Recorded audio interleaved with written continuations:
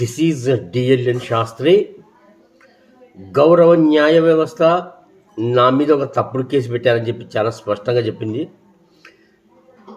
పెట్టిన వ్యక్తి ఒక ప్రభుత్వ ఉద్యోగి కోర్టుకు వచ్చి తన వాదనను కానీ తనకు కానీ తన ఉద్యోగాన్ని కానీ తన యూనిఫామ్ కానీ తన యొక్క వ్యక్తిగత కులానికి కానీ అవమానం జరిగిందని చెప్పి కేసు పెట్టిన వ్యక్తి హైకోర్టుకు రాకుండా హైకోర్టు ముందర తన యొక్క వాదన వినిపించకుండా నిర్లక్ష్యంగా ప్రవర్తించాడని చెప్పి చాలా స్పష్టంగా చెప్పాను. అయినా కూడా ఎక్కడ కూడా సమాధానం లేదు. సరే, నేను ఒక సాధారణ వ్యక్తిని.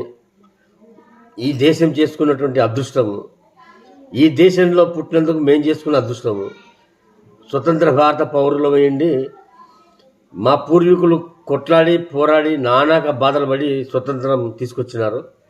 ఆ స్వతంత్ర దేశ వారస పౌరులు ఏంటి ఈ విధమైన బాధపడే పరిస్థితి వచ్చిందంటే నిజంగా మీ అందరికీ హృదయపూర్వక నమస్కారాలు. అదేవిధంగా వజ్రోత్సవ న్యాయ వ్యవస్థ, వజ్రోత్సవ రాజ్యాంగం తరపున కూడా ఒక సామాన్య పౌరుడి హృదయపూర్వక నమస్కారం. ఒక సామాన్యమైన పౌరుడికి న్యాయం చేయనప్పుడు, అది కూడా ఒక లాయర్కు న్యాయం చేయనప్పుడు వదిలేద్దాం.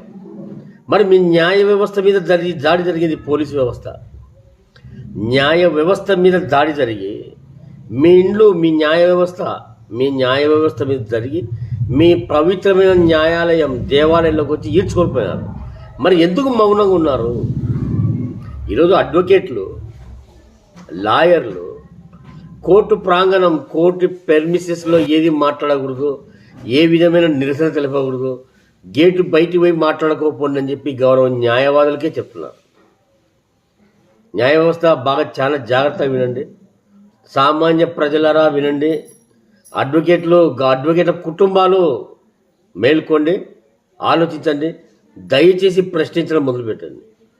మరి చెప్తున్నా, లాయర్లను న్యాయవాదులను కోర్టు ప్రాంగణంలో ఎటువంటి నిరసన కానీ ఎటువంటి ఆవేదన కానీ చెప్పకూడదు అని చెప్పి బహిరంగంగా చెప్తున్నారు. గౌరవ బార్ కౌన్సిల్ ఆఫ్ ఇండియా అడ్వకేట్లు అనేవాళ్ళు డ్రెస్తో వస్తే బార్ కౌన్సిల్ ఎగ్జామ్ పాస్ అయ్యింటేనే వాళ్ళు కోర్టులోకి రావాలి. లేకపోతే అక్రమంగా కోర్టులోకి ప్రవేశించిన వ్యక్తిగా పరిగణిస్తామని చెప్పి బార్ కౌన్సిల్ ఆఫ్ ఇండియా కూడా మొన్న ఒక సర్క్యులర్, ఒక జీవోనో ఏదో జీవో కాదు, ఒక తీర్మానం చేసింది. మరి లా చదువుకొని ప్రాక్టీస్ చేసుకుంటూ ఉన్న వ్యక్తులే కోర్టులో మాట్లాడకూడదు, కోర్టు ప్రాంగణంలో బయటికి పోండి అని చెప్తున్న వ్యవస్థ, మరి పోలీసు వ్యవస్థ కోర్టులో ఉన్న వ్యక్తిని సరెండర్ అవుతాను, నేను లొంగిపోతాను, కోర్టు ముందర ప్రాధాయపడుకుంటాను, నా వేదన చెప్పుకుంటానని చెప్పిన వ్యక్తిని బహిరంగంగా ఈడ్చుకొని పోతే, ఒక సివిల్ డ్రెస్లో ఈడ్చుకొని పోతే న్యాయ వ్యవస్థ ఎందుకు మౌనంగా ఉంది? మమ్మల్ని మాట్లాడకూడదు, మమ్మల్ని ప్రశ్నించకూడదు, మమ్మల్ని విమర్శించకూడదు అన్న మహోన్నత వ్యక్తులు చెప్పే పరిస్థితికి వస్తే బ్రిటిష్ వదిలేద్దాం, బ్రిటిష్ సామ్రాజ్యం, బ్రిటిష్ కింగ్డమ్ను వదిలేద్దాం. ఎందుకంటే ఐపీసీ 14/1921 అనేది వాడు ఏర్పాటు చేశాడు, వాని చరిత్ర ముగిసిపోయింది. భారత ప్రభుత్వం, విశిష్టమైన భారత ప్రభుత్వము, భారత రాజ్యాంగము, భారత పార్లమెంటరీ వ్యవస్థ, రాష్ట్రపతి, న్యాయ సమీక్ష, అత్యున్నత న్యాయ వ్యవస్థ, భారతదేశ న్యాయ వ్యవస్థ ఆమోదించిన చట్టం బిఎన్ఎస్ భారతీయ న్యాయ సంహితలో 2/28 ఎవరు? 2/28 ఎవరు? ఆ 2/28లో ఎక్కడ పౌరులు సమాజం అని లేదు, పబ్లిక్ సర్వెంట్ ప్రజాసేవకులు ఉంది. మరి ఆ పబ్లిక్ సర్వెంట్ ప్రజాసేవకులు ఎవరు? దయచేసి స్పందించు. ఒక అడ్వకేట్ను, ఒక లాయర్ను కోర్టులోకి రాకూడదు, బార్ కౌన్సిల్ ఎగ్జామ్ పాస్ అయితే నిబంధన ఉన్నప్పుడు సివిల్ డ్రెస్లో పోలీసులు కోర్టులోకి వచ్చే రైట్ ఏంటండి? ఒక లొంగిపోయిన ముద్దాయిని, కోర్టు ముందర లొంగిపోయిన ముద్దాయిని ఈడ్చుకొని బయటికి పోతే ఎందుకు మౌనంగా ఉన్నారు? మ్యాజిస్ట్రేట్ గారు ఎందుకు మౌనంగా ఉన్నారు? జిల్లా జడ్జి ఎందుకు మౌనంగా ఉన్నారు?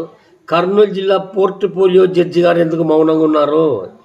మరి చెప్పండి, స్వతంత్ర భారతదేశమా లేకపోతే బ్రిటిష్ సాంప్రదాయంతో కూడుకున్న బానిస వ్యవస్థనా?